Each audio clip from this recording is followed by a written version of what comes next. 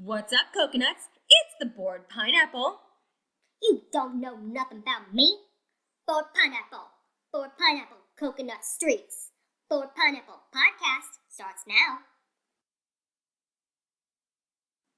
Okay, so today I want to kick things off with comedian disputes.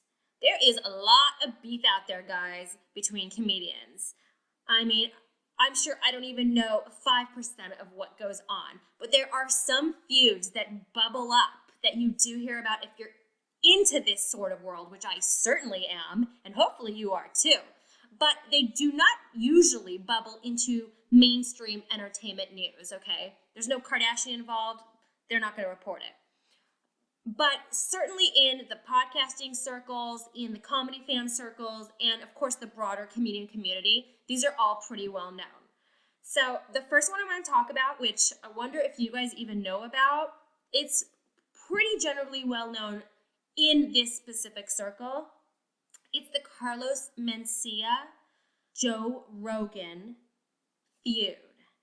Now, this one is a little bit unique because it's not really just Joe Rogan. There's a lot of comedians who have beef with Carlos Mencia, but Joe Rogan appears to be the unofficial spokesperson for the entire thing.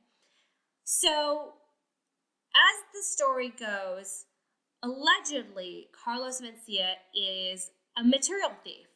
So, according to lots of comedians out there, he has stolen material repeatedly from them. And the accusers range from George Lopez to Joe Rogan to lots of other comedians whose names are escaping me. But certainly we can find a lot of names because apparently there's a pretty extensive list. So, and as Joe Rogan tells it in various different mediums, but specifically I heard it first in his podcast, he says that it wasn't just that he was a bit thief, it was that he was also supposedly malicious about it, meaning he would maliciously try to undercut his competition. So if a comedian was going to go on right after Carlos, he would use that comedian's material before that comedian went up. So basically taking the wind out of his sails. I don't know how true this is, but you gotta wonder when multiple people come out and say the same thing. It's kind of like that old thing where if multiple people have the same complaint about you, maybe it's you. So in this case, the evidence is pretty strong against Carlos Mencia. So that brings me to this apparently famous YouTube clip that is from 2007. I believe it takes place in the Comedy Store in Los Angeles. And it's Carlos Mencia on stage with a microphone.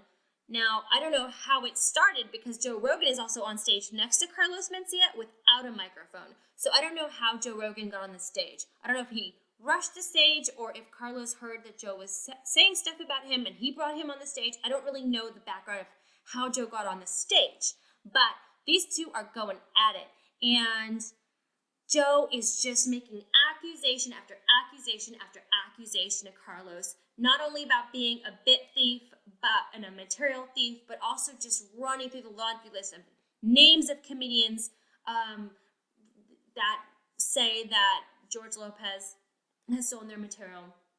Then he goes and accuses Carlos of not being even Mexican, though he purports to be. He's actually Honduran. And also saying that your name isn't even Carlos Mencia. Your name is actually, I forgot what it was. I want to say Ned something. So anyways, it's hard to tell at first whose side the audience is on, but it becomes clear pretty quickly that they are on Joe Rogan's side. And towards the end of the tape, the audience is just cheering him on. And that really just speaks to this Carlos Mencia backlash as well, that you may have noticed things have been a little bit quieter on the Carlos Mencia front as of late. He was blown up big time a couple of years back. He had the Mind of Mencia show. He had a huge, headlining and tours. I'm not sure. He might be headlining tours for all I know today, but I haven't really heard too much about him. I thought I heard him on Howard Stern earlier this year. If it wasn't Howard Stern, it might have been a podcast, so don't quote me on that, but he did drop a lot of weight, and he had some reason to be out in the news. I even think I might have seen him on The View or something, so he must have been doing the talk show rounds. I don't remember what he was promoting.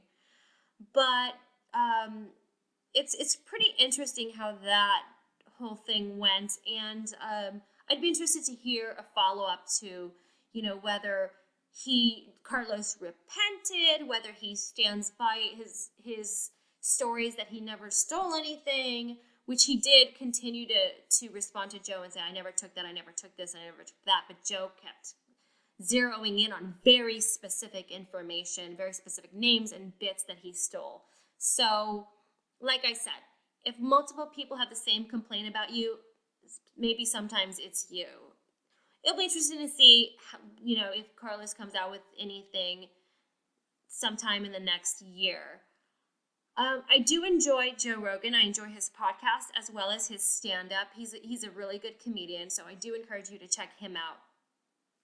Now, this next comedian I want to talk about, and I'm bringing his name up first because I can't just call out one feud or rivalry. There are multiple. He's a very controversial comedian in the community, but also an extremely successful one. It's, of course, Dane Cook. Now, lots and lots and lots and lots and lots of backlash around Dane Cook. He got really, really famous in the early 2000s, and his star continued to rise. But now there's a lot of backlash against Dane Cook in mainstream audiences as well as comedians. So the first incident with Dane involves another heavy-hitting comic, Louis C.K. Now, for the last few years, there were whispers that Dane Cook stole some of Louis C.K.'s material. And this is a running theme. It's always about stolen material. I mean, apparently you can't get this stuff copywritten or trademarked. It's just not the way it works, and there's probably no way you can prove someone said something before you, which makes a lot of sense. So, since the time when the whispers started, Louis has gone on record in various interviews and said, he doesn't think Dane is a bad guy, he doesn't think he did anything malicious, and that he probably let some of Louis' material seep into his consciousness without even knowing it and repackage it. And it seems pretty genuine the way Louis puts it, because he even had Dane on his massively successful TV show, Louis, on FX.